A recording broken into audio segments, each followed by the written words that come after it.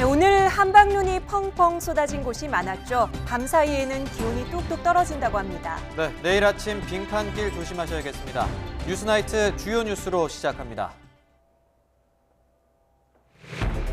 경기도 고양시의 열수송관처럼 이상 징후를 보이는 노후관이 전국에 걸쳐 200곳이 넘는 것으로 나타났습니다.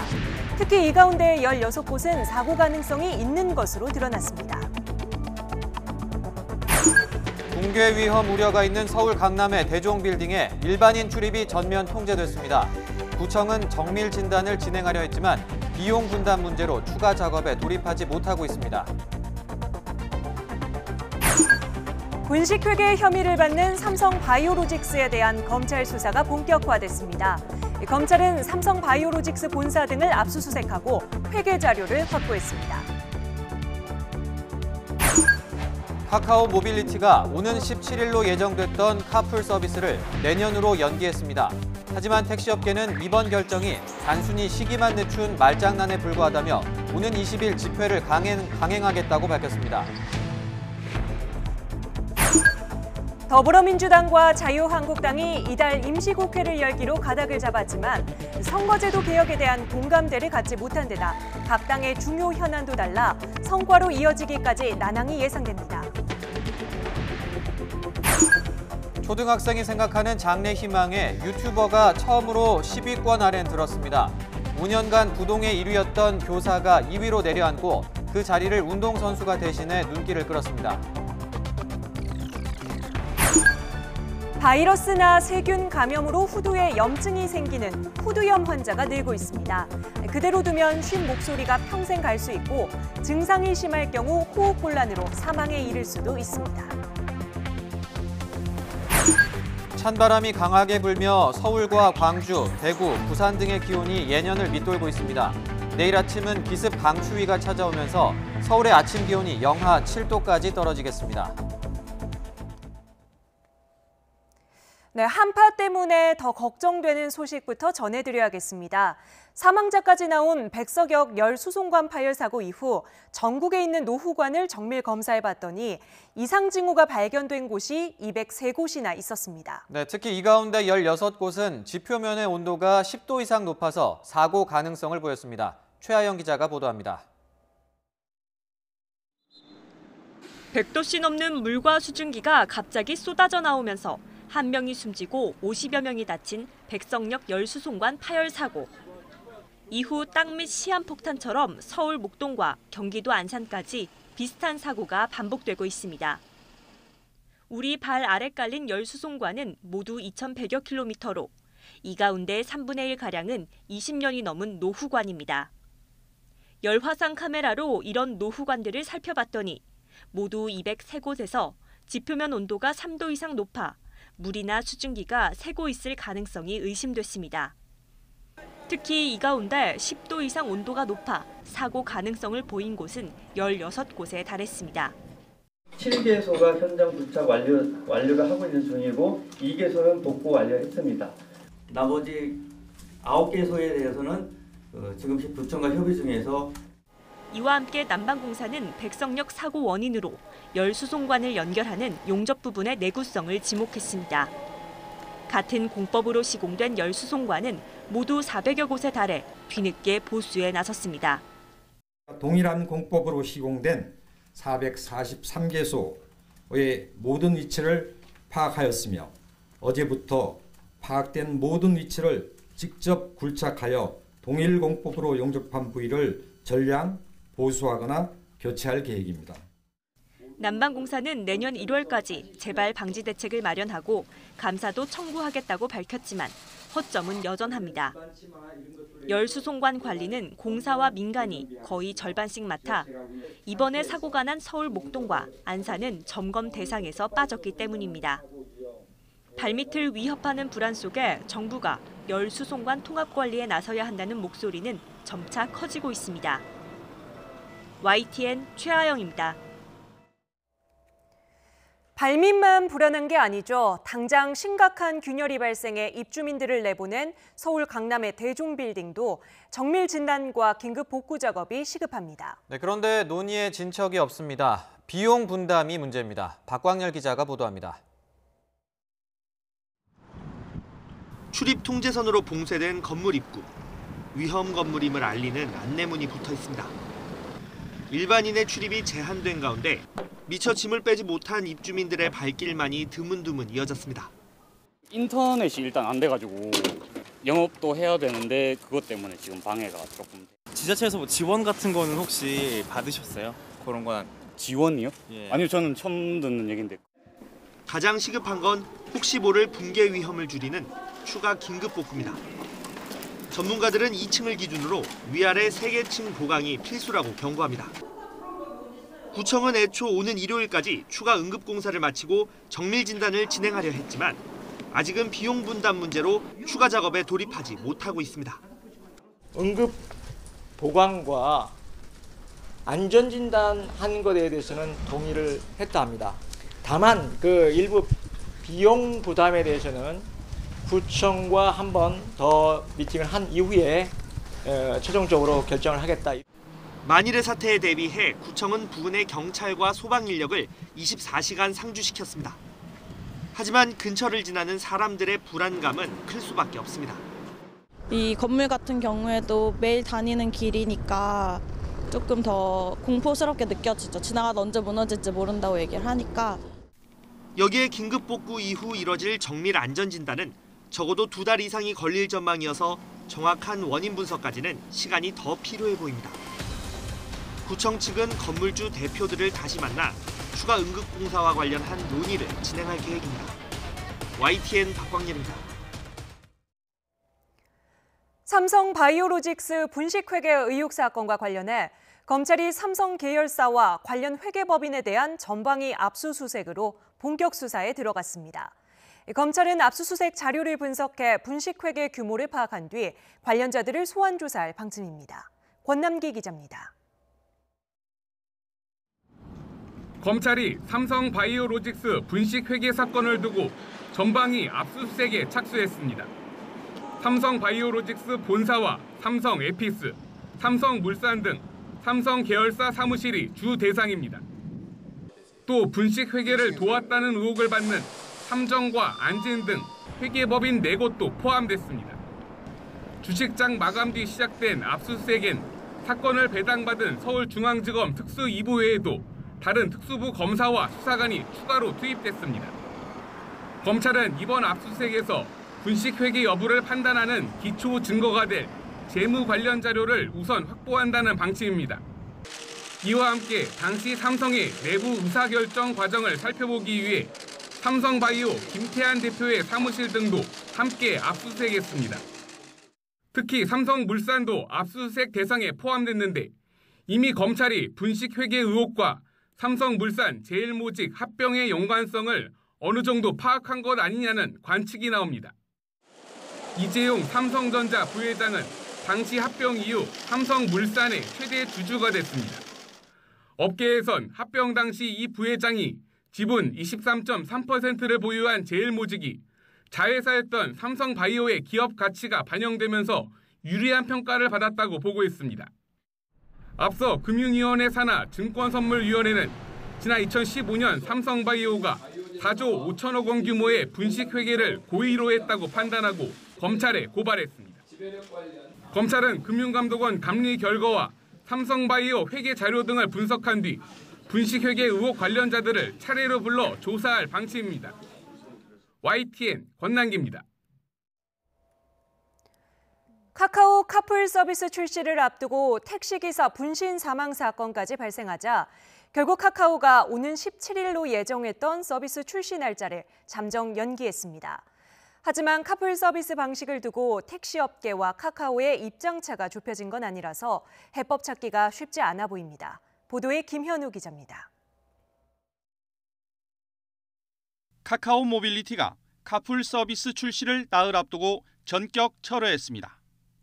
최근 격앙된 택시업계의 강한 반발에 뒤로 한 발 물러선 겁니다. 택시기사 분신 사망한 사건 이후 택시업계는 투쟁의 수위를 높여왔습니다. 사망 택시기사 분향소에서 무기한 천막농성에 들어간 상태입니다. 또 오는 20일에는 국회 앞에서 10만 명이 모이는 대규모 반대 집회가 예정돼 있습니다. 이런 택시업계 반발에다 정치권의 규제 강화 움직임에도 불구하고 서비스를 강행하려던 카카오가 갈등 상황을 잠시 피한 것으로 보입니다. 카카오는 택시업계 등과 논의를 이어가기로 했습니다. 택시기사님들은 물론 이용자와 각계각층의 다양한 의견을 더욱 경청하고 반영하기 위해 고민 끝에 카풀 정식 서비스 일정을 연기하기로 결정하였습니다. 카카오는 그러나 일부 사용자를 대상으로 한 시범 서비스는 계속 이어갈 방침입니다. 카풀 서비스 횟수와 방식 등을 놓고 양측의 입장차가 워낙 큰 상황이어서 접점을 찾기는 쉽지 않습니다. 카카오가 한 발 물러서면서 격화된 갈등 국면은 잠시 멈췄지만 새로운 기술 도입에 따른 업계 사이의 갈등은 계속될 전망입니다. YTN 김현우입니다. 대구의 도시고속도로에서 아찔한 역주행을 벌인 운전자가 있다는 소식 어제 전해드렸는데요. 경찰에 결국 붙잡힌 운전자는 기억이 나지 않을 정도로 술을 마신 뒤에 운전대를 잡았던 것으로 드러났습니다. 하지만 검거가 늦어지면서 음주운전 혐의는 적용조차 할 수 없게 됐습니다. 이윤재 기자가 보도합니다. 승용차 한 대가 지하차도를 거슬러 달려옵니다. 제대로 달리던 차들이 오히려 피합니다. 역주행을 미처 발견하지 못한 차량과는 충돌 직전까지 가는 아슬아슬한 순간을 겪습니다. 지난 9일 밤 대구의 도심을 가로지르는 도시고속도로에서 일어난 일입니다. 도로를 쑥대밭으로 만들었던 역주행은 술에 취한 39살 A씨가 운전대를 잡으면서 시작됐습니다. 정상적으로 도시고속도로를 이용하려면 이쪽 차로를 이용해야 합니다. 하지만 술에 취한 A씨는 반대 차로를 이용하면서 4km 넘는 구간을 거꾸로 내달렸습니다. 정작 A씨는 당시 상황이 기억나지 않는다고 진술했습니다. 그만큼 술을 많이 마셨다는 건데 검거가 늦어지는 바람에 음주 혐의는 적용조차 하지 못했습니다. 경찰은 난폭운전 혐의만 적용할 예정입니다. 도로교통법상 난폭운전 혐의를 적용해서 사건을 송치할 예정입니다. 1년 이하의 징역 또는 500만 원 이하의 벌금형에 처하게 됩니다. 검거 과정에서 경찰이 보여준 허점은 한둘이 아닙니다. 112에 접수된 신고만 14번이었지만 역주행 차량을 현장에서 잡지 못했습니다. 심지어 목격자의 신고에 국민신문고에 올리라는 황당한 답변을 내놓기도 했습니다. 경찰은 뒤늦게 시설 개선 등 대책을 내놨습니다.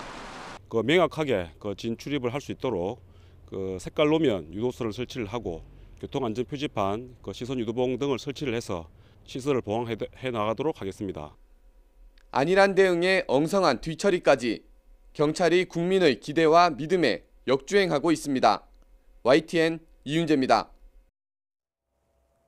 지난 9월 삼성전자 기흥 사업장에서 이산화탄소 누출 사고로 협력업체 직원 2명이 목숨을 잃는 사고가 있었죠. 경찰 수사 결과 작업 실수와 노후 밸브가 원인일 가능성이 큰 것으로 드러났습니다. 세계 최고라는 삼성전자가 안전관리는 그 명성에 미치지 못하는 수준이었습니다. 차유정 기자입니다. 지난 9월 4일 이산화탄소가 노출돼 협력업체 직원 2명이 숨지고 1명이 다쳤을 당시 삼성전자 기흥 사업장의 CCTV 화면입니다. 어쩐지 느긋한 것만 같은 자체 구조대원들, 마스크는커녕 안전복도 착용하지 않았습니다.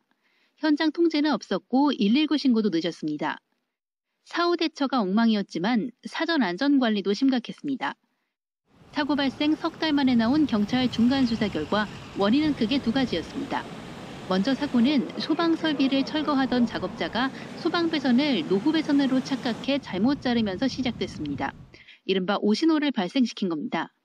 당시 현장엔 삼성전자 직원이 작업 감독을 하고 있었지만 관련 지식이 없는 입사 3년 차였습니다. 낡은 소화시설도 화를 키웠습니다. 엉뚱한 소방 배선을 잘라 소방 방제용 이산화탄소가 배출될 때 하필이면 유독가스를 어느 방으로 보낼지 결정하는 밸브가 터졌습니다. 이산화탄소가 한꺼번에 뿜어져 나오면서 부근에서 일하던 작업자의 질식사고로 이어지게 됐습니다. 지난 1998년에 제작된 사고 밸브에서 부식이 발견됐기 때문에 경찰은 노후화로 파손된 것으로 보고 있습니다. 경찰은 관리 소홀 혐의 등을 적용해 김기남 삼성전자 대표이사 등 19명을 입건했습니다. 또 늑장 신고 의혹에 대해 추가 수사를 벌일 방침입니다. 이런 가운데 김기남 대표이사는 경찰 수사와 관계없이 최근 삼성전자 인사에서 반도체 초호황으로 인한 사상 최대 실적을 인정받아 부회장으로 승진했습니다. YTN 차유경입니다.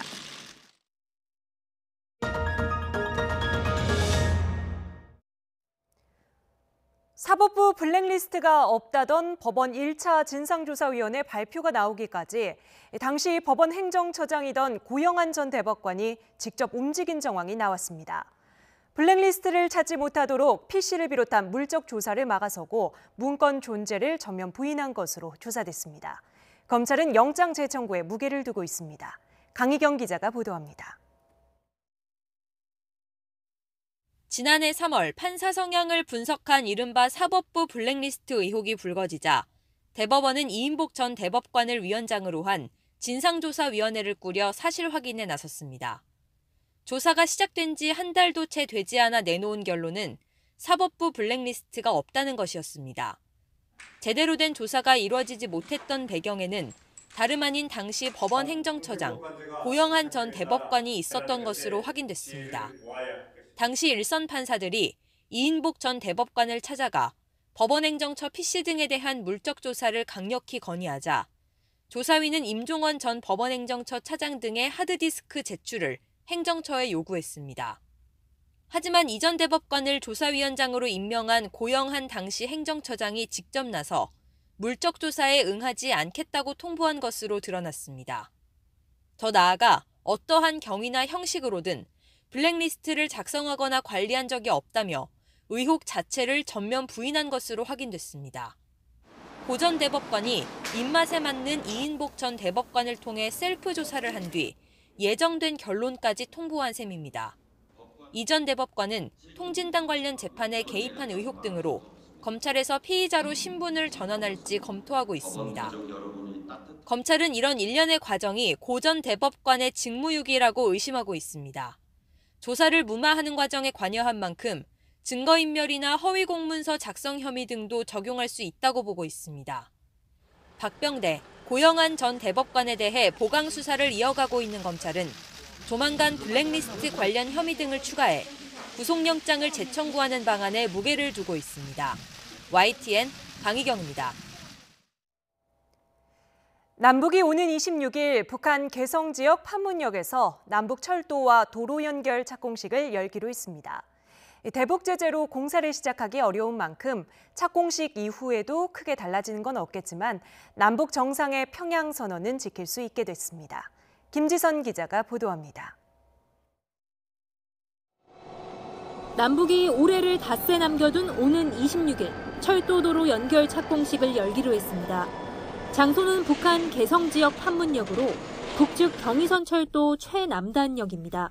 참석자는 남북 각각 100명으로 하되 누가 참석할지 등은 계속 협의하기로 했습니다.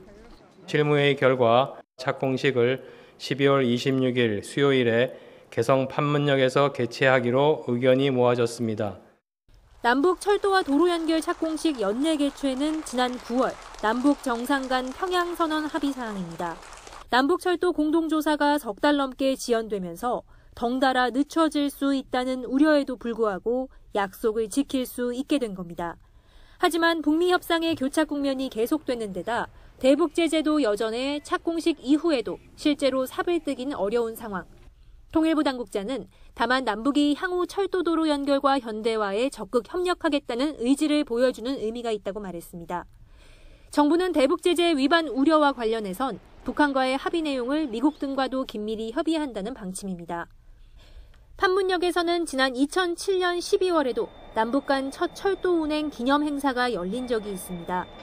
남북 화물열차는 이후 1년 동안 매일 한 번씩 판문역을 드나들었지만 남북 관계가 급속히 나빠지면서 정기 운행은 중단됐습니다. YTN 김지선입니다.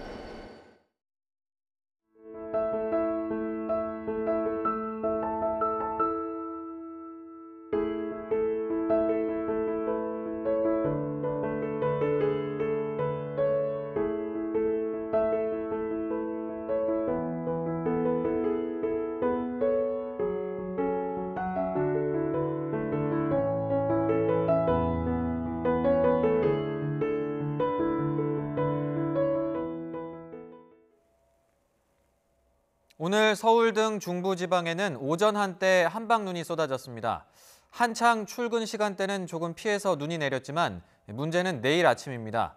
오늘 쌓인 눈이 밤사이 얼어붙으면서 곳곳에 빙판길이 생길 수 있어서 주의가 필요합니다. 정혜윤 기자의 보도입니다. 출근길이 끝나가는 오전 9시 무렵 갑자기 눈발이 굵어지더니 한방눈으로 바뀌며 시야를 가립니다. 2시간 정도 이어진 눈에 도심 곳곳이 순식간에 새하얗게 변했습니다.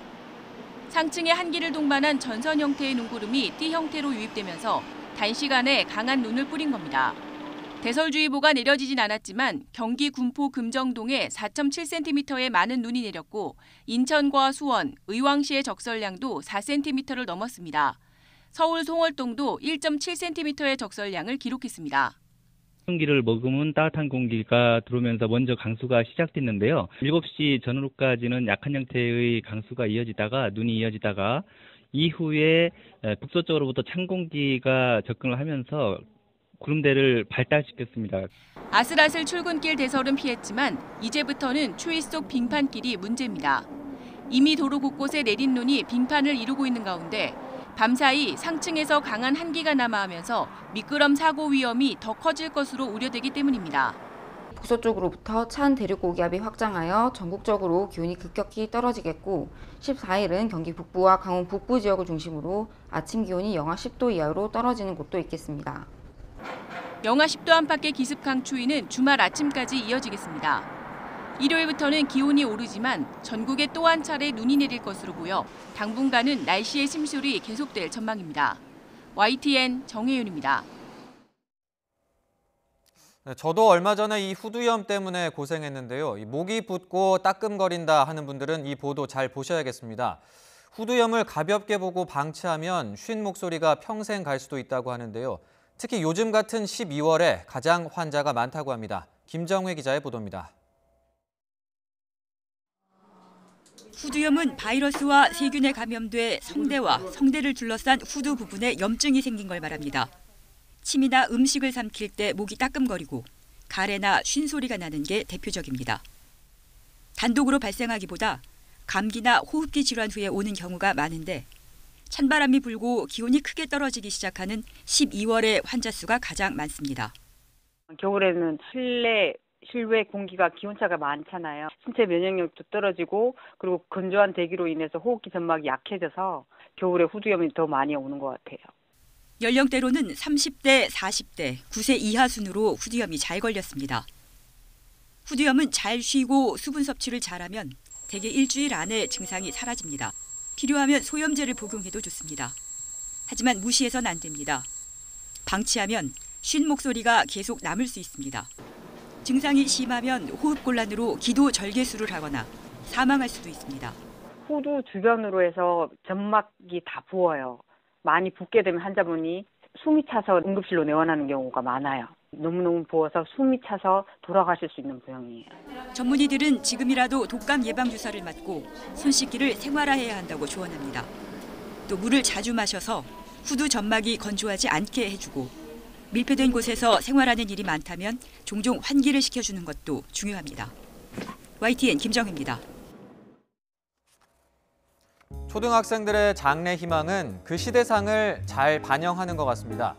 e스포츠 열풍으로 각종 게임 대회가 열리고 또 프로게임 팀도 생겨나던 2000년대 초에는 프로게이머가 초등학생들의 장래 희망 1순위로 꼽히던 때도 있었는데요. 요즘은 어떨까요? 네, 교육부와 한국직업능력개발원이 전국 초중고교생 2만 7천여 명을 대상으로 조사한 결과인데요. 유튜버로 대표되는 인터넷 방송 진행자가 5위를 차지하면서 처음으로 10위권 안에 든 것이 눈에 띕니다.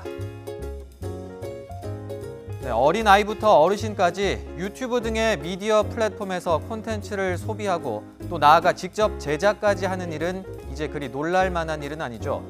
또 정치인들도 자신의 1인 방송 채널을 만드는 등 그 영향력이 날로 커지고 있는데 초등학생들의 장래 희망에도 여실히 나타나고 있습니다.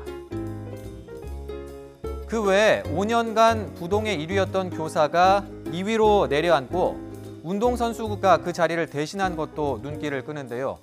이 조사가 진행된 기간이 올해 러시아 월드컵 기간과 겹친 것도 일정 부분 영향을 끼친 것으로 보입니다. 중학생과 고등학생의 경우는 어떨까요? 중고등학생 모두 교사를 희망 직업 1위로 꼽은 가운데 헤어 디자이너나 메이크업 아티스트 같은 뷰티 디자이너가 10위권 안에 처음 포함된 게 특징적입니다.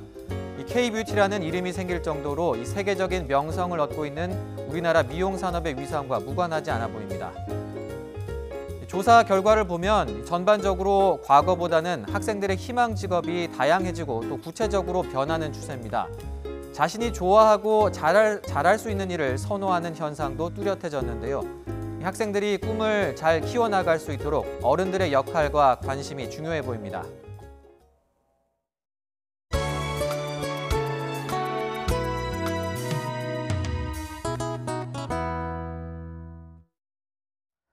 더불어민주당과 자유한국당이 12월 임시국회를 열기로 가닥을 잡았습니다. 하지만 국회 최대 현안 선거제도 개혁을 두고 접점을 찾지 못한 데다 우선순위로 꼽는 현안도 달라 성과를 내기까지 진통이 예상됩니다. 염혜원 기자입니다. 국회 로텐더홀 단식 농성장에 시민사회계 원로 함세웅 신부가 찾아왔습니다. 눈에 띄게 기력이 쇠해진 바른미래당 손학규, 정의당 이정미 두 대표를 위로하고 거대 양당의 협조와 국민의 관심을 당부했습니다. 또 자기와의 싸움, 또 시대를 변혁시키기 위한 그러한 결단, 정치인들은 물론 우리 뜻있는 시민들, 국민들도 함께했으면 좋겠다. 국회 정치개혁특별위원회 위원장인 정의당 심상정 의원도 주말까지 입장을 내놓으라며 자유한국당을 압박하고 나섰습니다. 원칙조차 끝내 합의되지 않아서 두 대표께서 국회에서 실려나가는 그런 사태가 벌어진다면 대한민국 국회는 더 이상 설 자리가 없을 것입니다. 단식이 길어지고 주말 시민단체와 학계, 정치권의 대규모 촛불 집회가 예고된 상황. 이미 연동형 비례대표제에 공감을 표시한 더불어민주당은 하루라도 빨리 12월 임시국회를 열자며 한국당을 논의의 장으로 불러냈습니다. 임시국회를 다음 주 초부터라도 연말까지 열어서 여러 가지 현안과 입법 그리고 또 정개특위의 연장 이런 문제들에 대해서 우리가 좀 처리를 해야 되기 때문에 임시국회가 필요하다. 한국당도 임시국회가 필요하다는 데 동의했지만 선거제도 개편에 대해서는 당내 논의가 필요하다는 기존 입장에서 더 나아가지 않았습니다. 단식 농성 중이신데 이러한 부분에 대해서 우리가 어떻게 해결점을 마련할지, 과연 정치개혁특위를 연장해야 되는 것인지 어떤지 이런 부분에 논의가 또 필요하다고 생각을 합니다. 쟁점 법안 처리에서도 온도차가 큽니다. 민주당은 유치원 3법과 김상환 대법관 후보자 인준 동의안에, 한국당은 탄력근로제 확대 등 근로기준법 개정에 방점을 찍었습니다. 이처럼 양당의 입장이 현안마다 엇갈리는 데다가 원내 지도부가 바뀐 한국당이 강력한 대여 투쟁을 공언하고 있어서 새밑 임시국회가 열리더라도 적지 않은 진통이 예상됩니다. YTN 염혜원입니다. 주말까지는 응답하라는 요구를 받은 자유한국당. 그런데 내부적으로는 이번 주말 조직강화특별위원회가 발표할 이른바 살생부가 초미의 관심입니다. 가뜩이나 뒤숭숭한 분위기에 물갈이 시기와 규모를 놓고 당내 투톱은 서로 다른 이야기를 하고 있습니다. 조은지 기자입니다. 나경원 신임 원내대표 당선 이후 처음 열린 한국당 비상대책위원회 회의. 나란히 앉은 김병준 위원장과 나경원 원내대표가 덕담을 주고받습니다. 새로운 날이 시작이 됩니다. 다시 한번 축하드립니다. 먼저 축하해 주신 비상대책위원장님과 또 우리 위원님들께 감사드립니다. 하지만 임박한 조강특위의 당협위원장 교체 발표를 앞두고 투톱 사이엔 긴장감이 묻어납니다. 당 안팎에선 인적 청산 대상에 오른 현역 의원이 두 자릿수에 달한다는 소문이 무성합니다. 옛 친박계 영남 다선 의원이 대거 교체될 거라는 관측 속에 비박계의 상징적인 인물도 여럿 포함될 거라는 설이 탄력을 받고 있습니다. 김병준 위원장은 과감한 인적 쇄신 필요성을 거듭 강조합니다. 나한테 가장 강력하게 요구했던 게 인적 쇄신이잖아요. 나중에 할 거 있고 지금 할 거 있고. 하지만 경선 과정에서 옛 친박계의 전폭적인 지원을 받은 나경원 원내대표는 대여 투쟁력이 떨어질 수 있다며 온도차를 나타냈습니다. 에너지를 파괴하는 인적 청산에 대해서는 동의하기가 어려운 부분이 있지 않느냐. 시기적으로 또 이 양적으로 너무 지나칠 경우에 대여 투쟁력을 약화시키지 않을까 하는 부분. 당내 투톱의 결이 다른 발언에 당협위원장 교체 발표 이후 본격적인 당권 경쟁 국면에서 해묵은 계파 갈등이 불붙는 게 아니냐는 관측도 나옵니다. 이런 점을 우려한 듯 중진 의원과 당권 주자 일부도 현역 물갈이 폭을 최소화해야 한다는 의견을 지도부에 전달한 것으로 알려졌습니다. 하지만 인적 쇄신의 폭이 예상보다 좁으면 대중의 눈높이에 맞지 않는다는 싸늘한 시선을 피할 수 없는 만큼 황금 비율을 둘러싼 한국당의 고심이 깊어지고 있습니다. YTN 조은지입니다. 문재인 대통령이 군산과 포항에 이어 이번에는 제조업 산업단지가 밀집한 창원을 방문했습니다. 문 대통령은 제조업 강국으로 재도약하기 위해서 중소기업의 스마트 공장화를 적극 지원하겠다고 밝혔습니다. 임성호 기자의 보도입니다. 문재인 대통령이 경남 창원의 한 세탁기 부품 공장을 방문했습니다. IT 기술을 바탕으로 설계부터 제조까지 전 과정을 자동화, 지능화한 이른바 스마트 공장입니다. 공정을 스마트화하면서 생산과 품질 면에서 중국과 베트남을 따돌렸고 고용도 늘었다고 업체 측은 소개했습니다.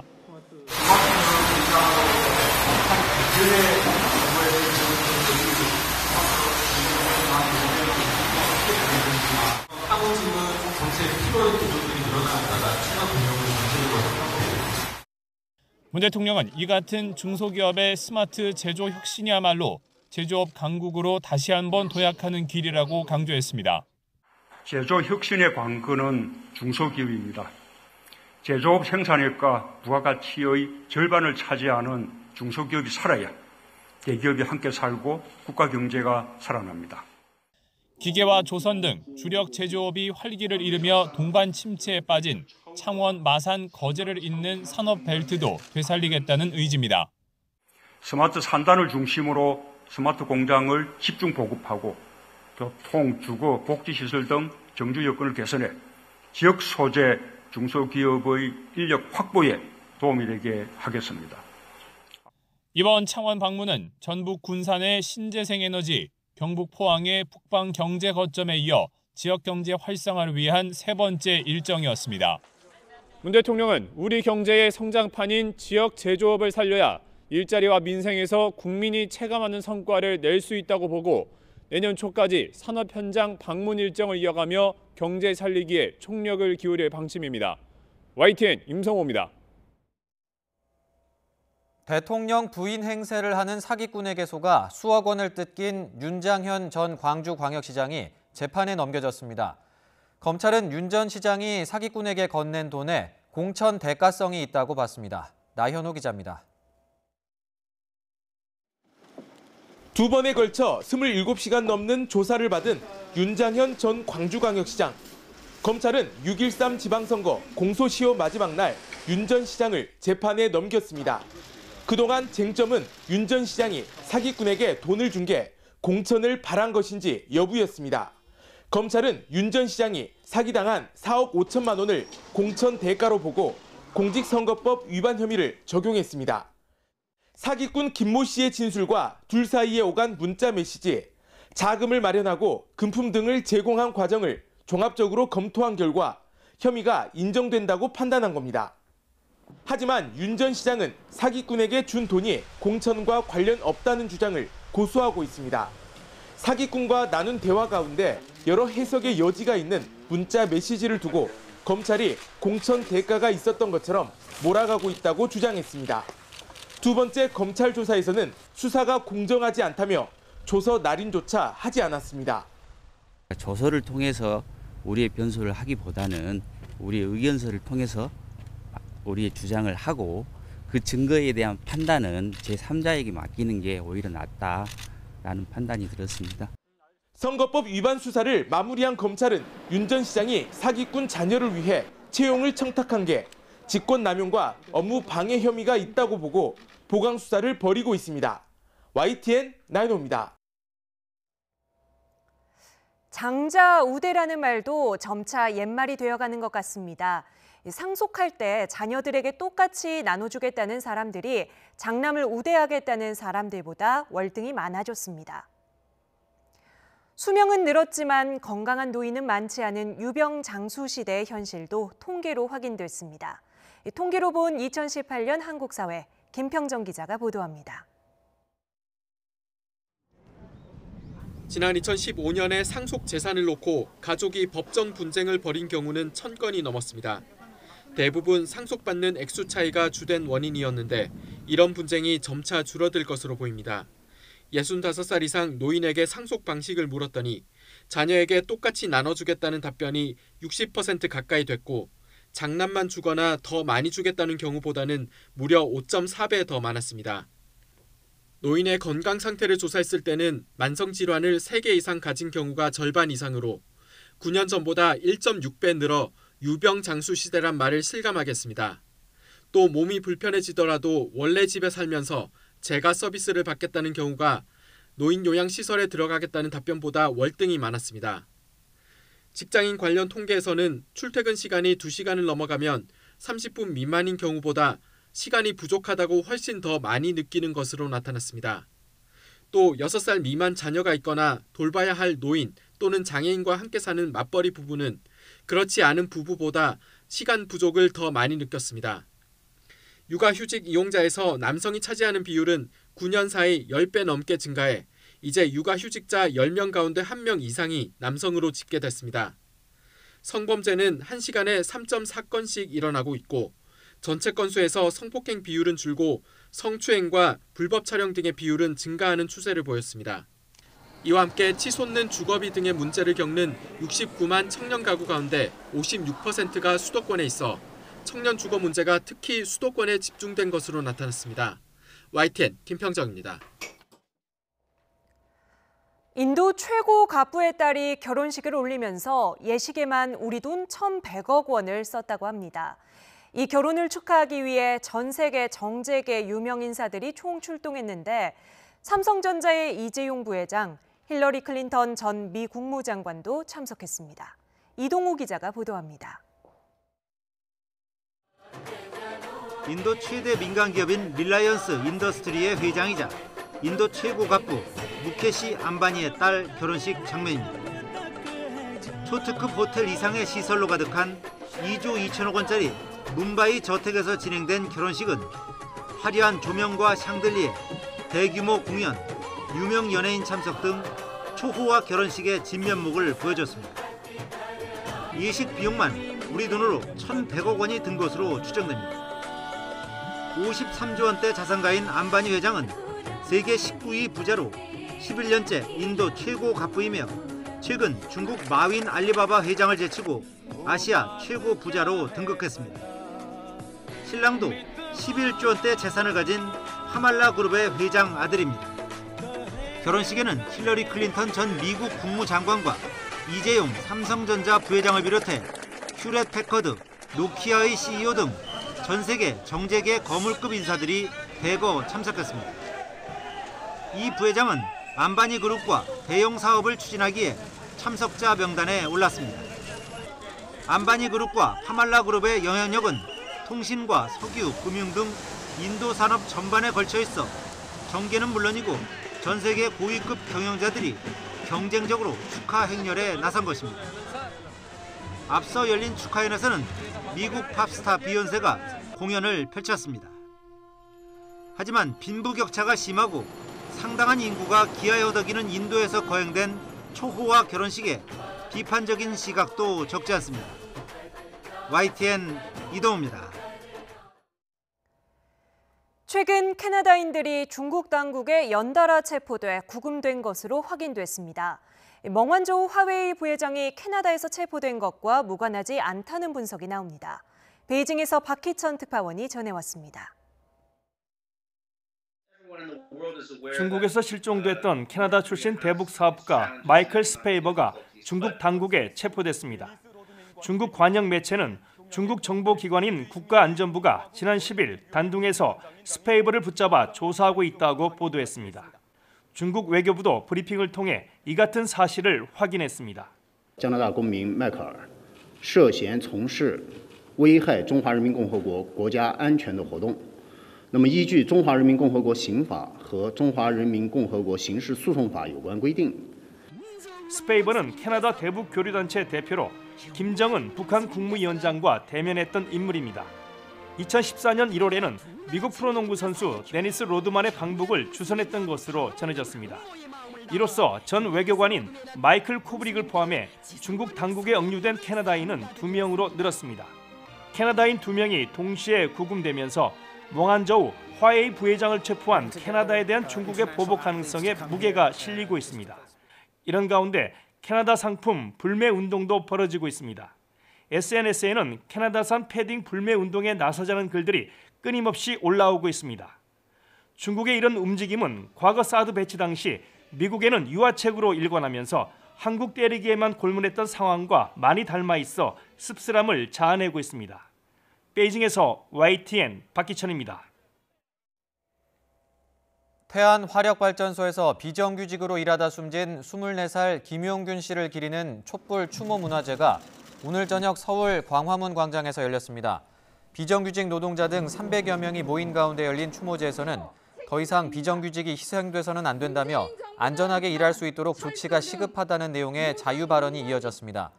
앞서 김 씨는 지난 11일 오전 3시 20분쯤 태안 화력발전소 90호기 석탄 운송 설비에서 컨베이어 벨트에 끼어 숨진 채 발견됐습니다. 20대 여성이 온라인 게임에서 알고 지내던 다른 여성에게 흉기를 휘둘러 경찰에 붙잡혔습니다. 서울 강남경찰서는 살인 미수 혐의로 23살 A씨를 체포해 조사하고 있습니다. A씨는 오늘 새벽 2시 10분쯤 서울 선릉역 근처에서 21살 여성 B씨를 흉기로 찌른 혐의를 받고 있습니다. 두 사람은 3년 전부터 온라인 게임을 함께하며 알고 지낸 사이였던 것으로 조사됐습니다. 네, 쏟아지는 뉴스 속에 알아두면 요긴한 정보들만 모았습니다. 뉴스나이트가 전해드리는 생활팁, 알아요 시간입니다. 네, 13월에 월급으로 불리는 연말정산, 직장인들이라면 관심이 쏠릴 수밖에 없는 시기인데요. 이를 악용해서 연말정산 내용을 다루는 악성 이메일이 퍼지고 있다고 합니다. 2017년과 올해 연말정산 내용의 차이를 안내한다는 내용과 함께 MS 워드 파일을 열도록 유도한다고 하는데요. 파일을 여는 순간 악성 코드가 실행된다고 하니 발신 매체 잘 확인하시기 바랍니다. 요즘 강남 건물 붕괴 위험이나 싱크홀 등 안전을 위협받는 사고가 일어나고 있는데요. 금천구 땅 꺼짐 사고도 당시 주민 민원을 제때 처리했다면 사고를 면할 수도 있었다는 비판이 일어섰죠. 이를 반영해서 앞으로는 익명과 직결되는 민원은 복잡한 절차 없이도 처리되도록 체계가 바뀝니다. 이런 민원인 경우 담당자 배정 없이 기관장에게 바로 보고가 되게 되는데요. 제도가 잘 정착됐으면 하는 바람입니다. 내년부터 인천공항에서 짐을 붙이는 과정이 훨씬 수월해집니다. 인천공항에 스마트 저울이 도입되는데요. 수화물 무게와 크기를 실시간으로 측정해주고 기내에 갖고 갈 수 있는지 등도 확인해줍니다. 모든 탑승 게이트와 체크인 카운터에 200여 대가 설치된다고 하니 설레는 여행길, 출발도 여유로워지겠죠? 요즘 연극이나 무용, 음악 등 공연 찾으시는 분들 많은데요. 이런 문화 자료를 한꺼번에 검색할 수 있는 사이트가 생깁니다. 공연예술 통합 사이트 K판인데요. 판은 다양한 정보가 어우러져 하나의 큰 판을 이룬다는 뜻으로 국립국악원, 국립중앙극장 등 4개 기관의 자료 6만여 건을 검색할 수 있다고 합니다. 이제는 볼만한 공연 찾으실 때 방황하지 마시고 이용해보시면 좋을 것 같습니다. 네, 지금까지 재난경보가 발령될 때 문자나 방송을 통해서 재난 상황을 접했는데요. 내년부터는 전광판이나 대중교통에 설치된 수신기에서도 재난경보를 확인할 수 있게 됩니다. 버스뿐만 아니라 병원이나 요양원 등 전달 효과가 높은 곳 위주로 설치된다고 하니 앞으로는 신속하게 재난경보에 대응할 수 있으면 좋겠네요. 네, 아이들이 좋아하는 공룡, 실물 크기의 공룡 로봇을 만날 수 있는 공원이 오늘 울산에서 문을 열었습니다. 지정문화재 공룡 발자국 화석 주변에 만들어진 공룡 발자국 공원으로 실물 크기의 티라노사우루스 등 공룡 로봇 등을 볼 수 있다고 합니다. 이번 주말 아이들과 함께 공룡 체험 나서보는 거 어떨까요? 지금까지 알아요였습니다.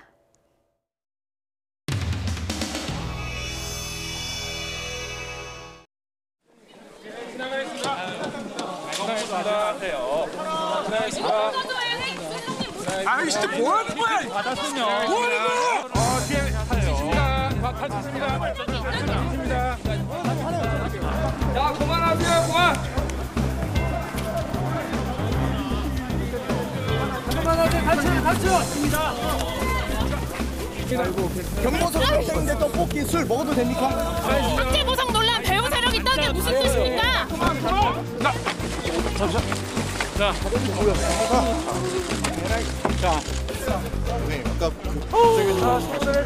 경보석이 아니라는 게 어떤? 배우 세력을 얘기하시는 어떤 말씀? 제 추측입니다.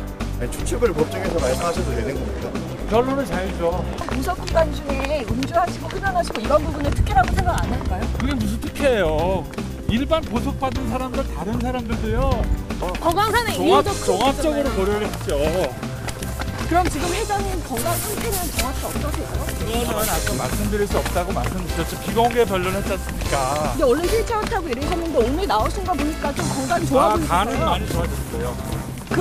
그러면은 보석을 꼭 하셔야 좋아졌다기보다는 간 경변 상태이기 때문에 좋아지는 건 없지만 잘 유지 관리를 하고 있어요. 개인정보라고 하셨는데.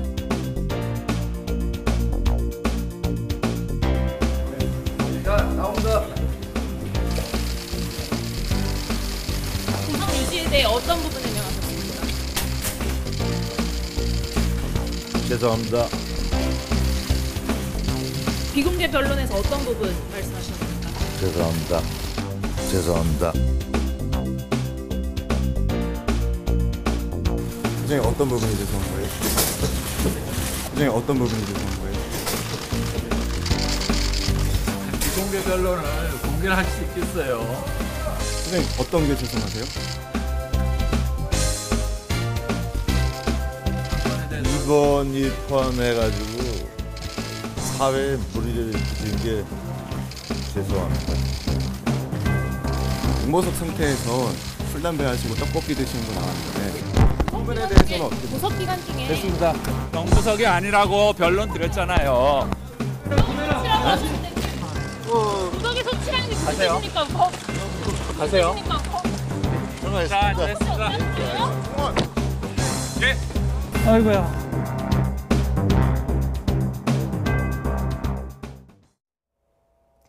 오늘 라이트 포커스에서는 어제에 이어 죽음의 외주화 문제를 짚어봅니다. 관련 법안이 발의된 지 오래인데 왜 처리가 되지 못한 건지 대표 발의한 의원에게 직접 물어보겠습니다. 네, 단식 농성 8일째를 맞은 야 3당. 마침내 오늘 나경원 자유한국당 원내대표에게 주말까지 답을 달라고 통보했습니다. 잠시 뒤 10시 50분 뉴스나이트 2부에서 이어집니다.